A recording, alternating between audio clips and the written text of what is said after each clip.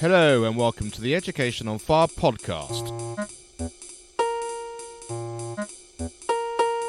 The place where we share creative and inspiring learning in our schools. Season 1, Episode 4. Hello and welcome to Education on Fire. I'd like today to introduce Andrea and Seth Gardner. We're going to be talking today about how your words change your world around you.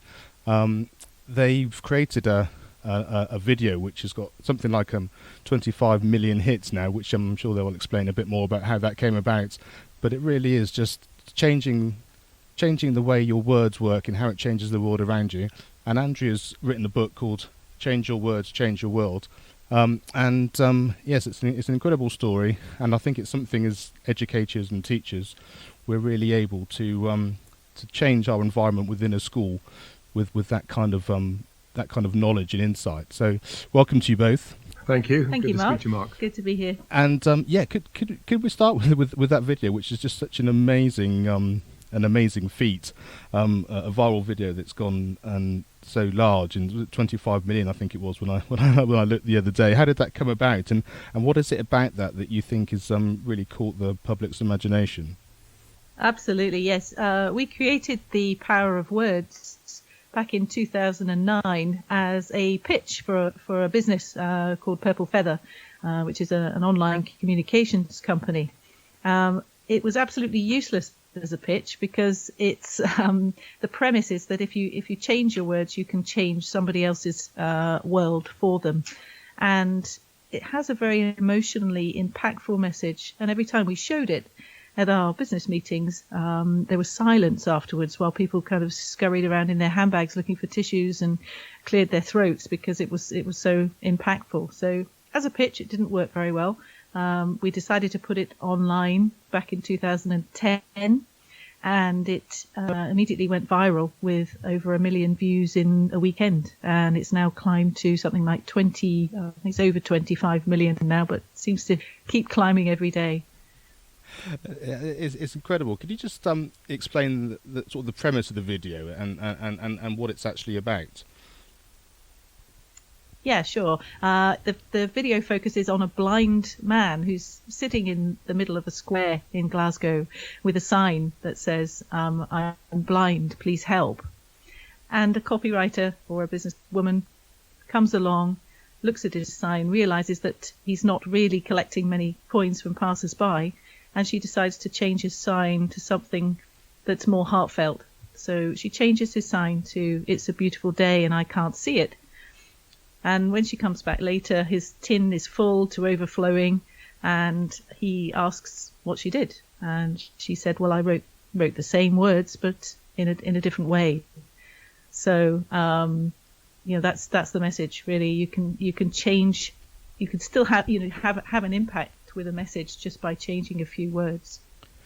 And for me, that's such an important and incredible story, because Education on Fire is being set up really in exactly that premise. Well, there are many of us who may like the system to be different and the education system to work in a different way. We are kind of where we are, and unless we're a politician or unless we're someone who can change everything overnight, which is obviously unrealistic, just the whole premise of just the way we can do things within an environment we're already in can make such an impactful thing. And that's why I thought it was be such a great idea to speak to you today and sort of really sort of get into why we think that is and what it is about the way that we communicate that can make a big difference. So in terms of teaching in children and their sort of classroom environment, do you think that's will have such a big impact as well in terms of if a teacher is talking in one particular way and then decides to say exactly the same thing in a different way? Do you think that can have a very impactful difference on them all? Absolutely. I don't know about you, but as a child, I remember the teachers who made an impact on me more than anybody else. They were the teachers who really cared about the outcomes for me and got to know who I was and framed their messages in such a way that that I understood them and could take them forward in my life. And I was always being told as a child, no, it's not what you say, it's how you say it.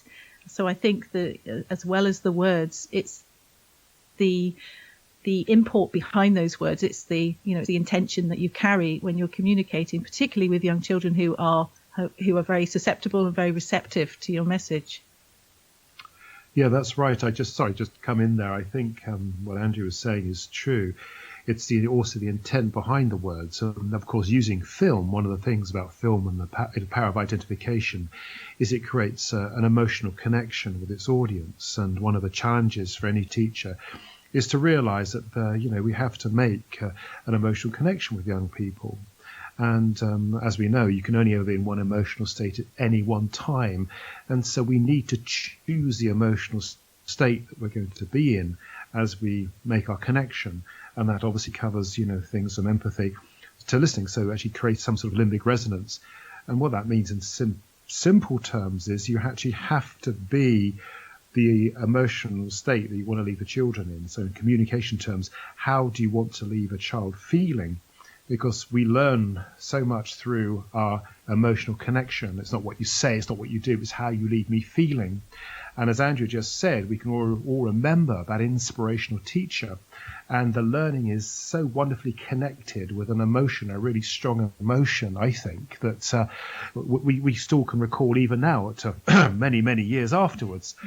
So I think there are two things that go together. I think one is the language that is used, There is the actual emotional reality, the authentic emotional reality that connects with the communicator, in this case, usually a teacher. I'll be really interested for those of you listening to get in contact with us and leave a message or a comment under this podcast, because I wonder how many people when they were training and how many people when they were learning their craft actually started their lesson plan or even the thought of their lesson with the thought, how am I going to leave my class feeling at the end of it? I'm sure a lot of it's about making sure you get the topics covered. It's making sure you've got all the boxes ticked that you have to tick for that day, which is completely understandable.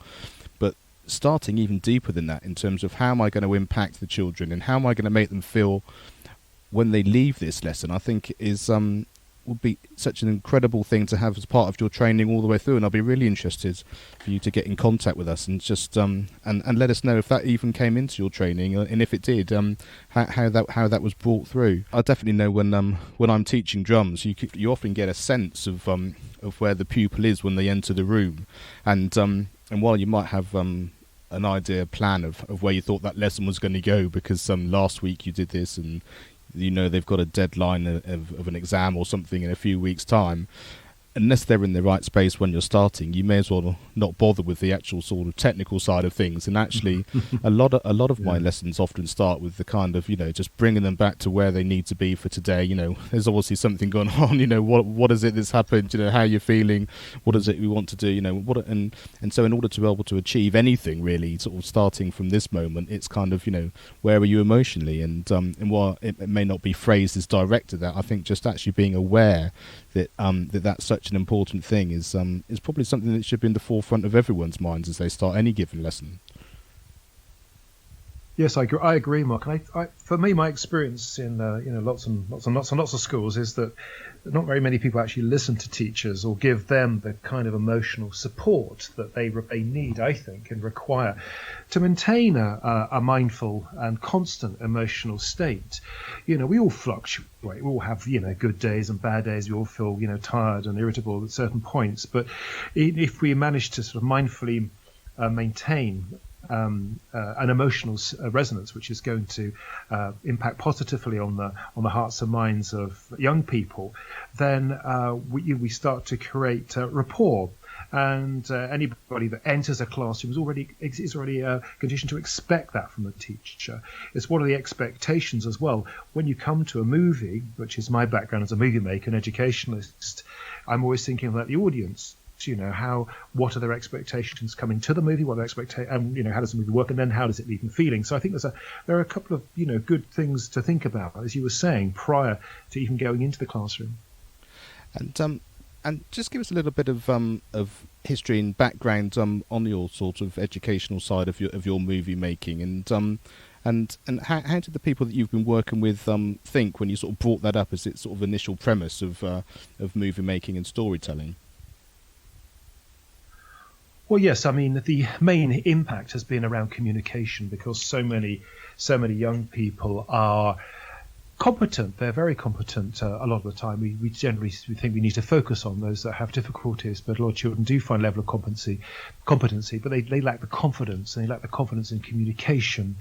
And the teachers have to establish a good communication skills from the teaching point of view to help, and then to also, where I've come in a lot alongside schools, is to help young people then find their own confidence in communication, which is things about making eye contact, about knowing how to communicate clearly and concisely. So a lot of my work around the world has been alongside that, and sometimes working in very depressed areas in South Africa, or maybe up with the Inuit in the Antarctica and stuff, where simple eye contact is enough to really transform a learning and teaching experience. So do you think it's part of the education development as people go on, and I think all these things are becoming more and more important, and we know mindfulness is becoming a big thing in terms of a name in school. I don't really think mindfulness is a new thing. I think it's something that's always been there, and maybe something that we've lost a little bit of sight of. But certainly anything which brings us all back to the moment, so that we actually are just focusing specifically on what we're doing now. It always has a very emotional and impact on us, and usually engages everyone that's involved.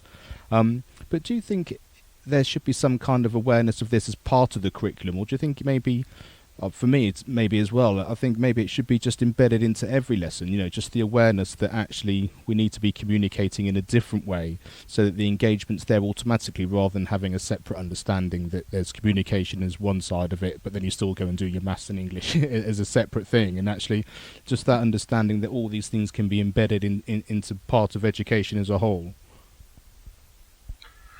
I absolutely agree, Mark. I think it is all about communication. And it's not about, a sort of a book of facts which somehow need to magically move across the ether and embed themselves on the brains and the neural architecture of young people. I think it is a fundamental issue of communication, and that requires emotional resilience on the behalf of teachers, and emotional support and their training. You mentioned mindfulness as one of the ways forward, and that's a very powerful and positive way of transforming communication in classrooms. I mean, often classrooms are very noisy places, and creating spaces for silence and quiet can really transform. But I just want to go to Andrea on this point, because she's got some good insights on the actual communication language linguistically. Yeah, I would absolutely agree with what you've both said there. It's storytelling is so important, I think, to communication generally. Need to remember that particularly young children between the ages of 2 and 12 are largely in a theta learning state, which is a hypnotic state. If you've ever had any hypnosis yourself, or know anything about it, you'll understand that hypnosis is based on storytelling, and it sticks in our brains so much more firmly when we're told a story. It engages a different part of our brain, which is closely linked to memory. So we're much more likely to memorize facts and figures and and stories if they're linked to a story and therefore an emotion. And can that be a story like a traditional story, or a fable, or a piece of fiction, or do you think it also works with something which is actually based in reality? And the reason I mention that is because one of the most successful projects some of my children have done, so I do remember during their primary school years, they had to create their own business. And so immediately, the whole concept of maths and English and art all just disappeared. It all became about, what business do we want to produce? How can we do it? Do we have the resources? We need to create a financial plan. We need to write the publicity. We need to draw artwork. We need to physically either build or find a way of creating a product that we can sell to the parents. And we need to see if it's going to make a profit or whether it's not. And so the story became the project and it became a reality. But they were using all the skills they had from all subjects if you wanted to split them up into maths and English and art and DT and all those kind of things. But because it was a real life story, or actually it was a real life project, it seemed to capture their imagination in a way that I've never known anything else do before. Absolutely, yeah. I'm just casting my mind back to a project that we were given at school, which was to create a board game during our maths lessons, and maths to me was probably the dullest subject I can imagine. But as soon as a board game was introduced, it fired up my imagination. We were very collaborative. We all worked as part of a team. It was great fun. We had an outcome to consider. Yeah, I think, hanging that on a tangible outcome, you can actually see the benefit of using these skills. Yeah, it makes perfect sense. Yeah, I think that's one of the things about being inspirational. When you ask the question, teachers must get bored of it. What makes you an inspirational teacher? The use of, as you said, a business is fundamentally a narrative. It's a story. It's a way of framing the connection with learning, the way to frame the reasons that you will participate, as part of a team, and the reason there's an outcome that you go for. But inside the inspiration, there has to be an emotional connection with it. I don't know if you found that, Mark, in what you were doing, where the children got excited and emotionally connected with their business project. I think so, but because I think it was real. It was because they were basically putting their personalities into it. I'm not sure as much they were going to be judged on it. It was more the fact that they wanted it to be their best thing, because there was a competition element, because they were split into groups and they were sort of competing from that point of view. But I think they just wanted to do the best they could, and they wanted to create something that they wanted their parents to buy. And in order for them to buy it, it needed to be something which they thought they would like, and so therefore they didn't have to be taught to in terms of you need to do your best work, or you need to make it like this or make it like that. It just became instinctual. Of course that's what you do, because you're all working together. And interestingly, at that point, rather than everybody saying, "Oh, do the same type of things," everyone really understood what each other's talents were. So those that liked the finance and the sort of the math side of it actually gravitated to that and were able to do that. The people who really enjoyed the drawing and designing would gravitate to that, and so on. And so there was sort of this sort of natural sense of just working out what your skills are and working together as a team, and all the things that schools try and do just happen naturally, and they were given quite a lot of free rein with it. Really, they just knew they had to create something and it had to be sold, and they had to have a budget and try and find a way of making it work. But yes, I think it was that sort of emotional sense of, this is something that we can actually achieve, and also I can see the whole point of it, and I can see the whole arc of it, starting from just a concept of sitting around a table and discussing some ideas through to actually physically having something, and then at the end of it having sold it, some money at the end of it as well. The whole thing had a purpose. Exactly, and I think that's very interesting what you said about it having an arc, because all narrative, and as a filmmaker we know all narratives and all storytellers, that every story has a narrative arc to it. And I think what also happens, I love the way you've been doing that, Mark, because within that we can find our roles, and we all want to write our own stories and be the author of our own stories and find our characters within it.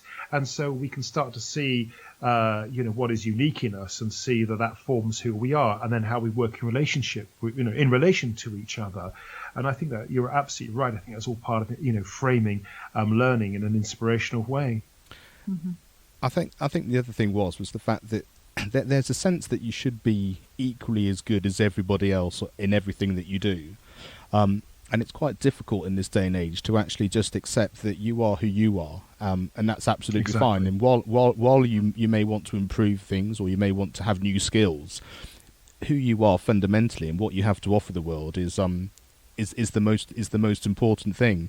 And so that sense of working together, I think, just actually changed the fact that I need to be better than you. It was much more of kind of, if we combine our talents, we can be a stronger force, as it were, against other people they were working with, and I think that really was a strong emotional feeling for them. Exactly. It builds community. Yeah. Yeah, exactly. Community, and all of a sudden, without talking about what schools are trying to achieve from a sort of an Ofsted point of view, we're suddenly having buzzwords that are being thrown around all the time, and I love the fact that happens. That just by sort of getting away from what you think you ought to do and just focusing on things which you feel work the best, actually then sort of come around and give you and just gives you the results that you probably wanted to achieve in the first place. Absolutely.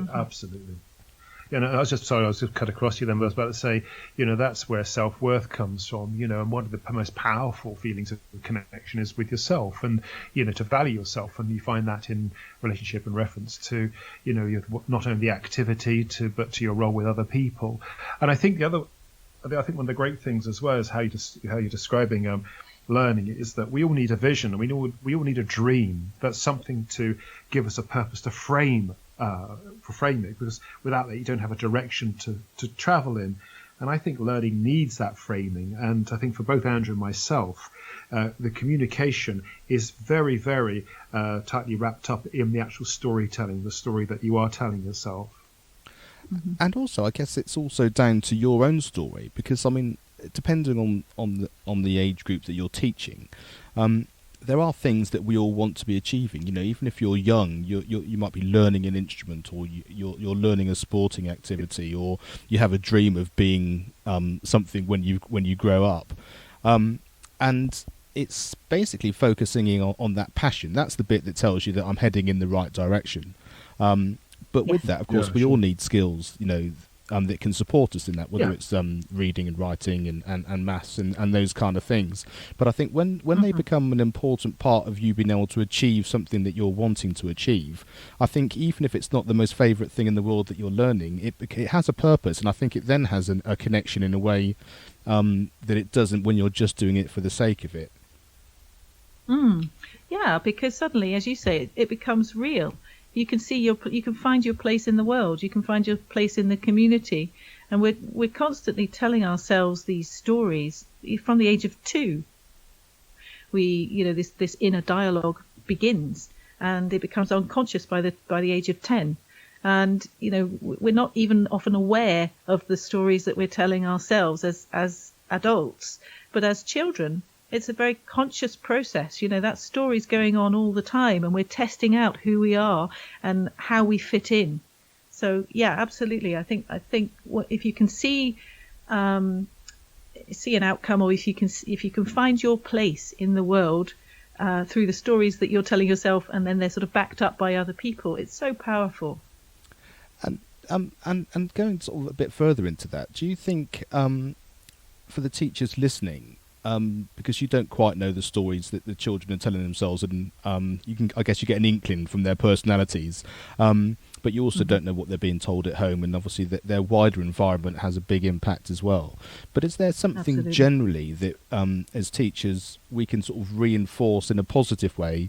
Obviously it needs to be geared individually to the child, because everyone needs things in a slightly different way, but in sort of general terms, in terms of just breaking that down, if there's a child which is obviously, you get an inkling that they're telling a story which isn't supporting them, is there a way of just sort of slightly mirroring that up so they can understand where they're going at such an early age, and sort of change that story for themselves?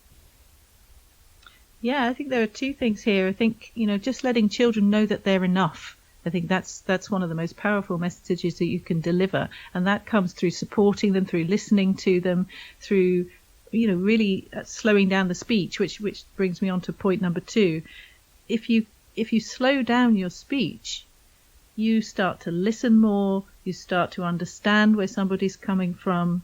It also reduces stress in the person who's speaking and in the listener, and it creates what's known as neural resonance, which is a kind of mirroring technique. So if the teacher can slow down their speech quite dramatically, half the speed at which you normally speak, your words are going to have much more of an impact on that child. Exactly. And I think, sorry, Michael, I had one thing that to that. Sorry, I think Andrew's absolutely right, and you need to make sure that you slow down and give the pause when you said something, so the brain can process it. I also think that for every child that comes into the classroom, as Andrew was saying, they all have their own narrative, own story. And if you take it down to somebody, you think, well, that narrative is not clicking with everybody else. I think often we forget to sort of say the simple thing, remind ourselves that that child is just like me. That child, we are just like each other. That child just wants to feel good about themselves. That child just wants to be successful. That child does want to be okay. And that often gives us the insight rather than seeing what is and making that stand for the child. Yes, you're really connecting on a level below the sort of below the story. I guess it's the fundamental story rather than the actual story that they're sort of telling each other. I guess that's probably not a particularly good way of describing it, but I know what you're saying. Yeah, I mean exactly, because universally they're universal emotions and they're universal facial expressions which we need to monitor as well. I mean, part of good communication is to be mindful of what our face is telling people. I mean, when I'm training, whether I'm training people to communicate in the boardroom or in the classroom, it's the same thing. Are you authentically communicating that child? Are you consistent in your message day in, day out, so that whoever they are, will feel supported and they recognize that you see in them, that you are just like me, that we all have those universal hopes and desires. And often the child that is creating the most mischief or mayhem or whatever is the one who wants to be there the most, but is perhaps the least able to cope with the stresses that he or she feels within themselves to actually remain there.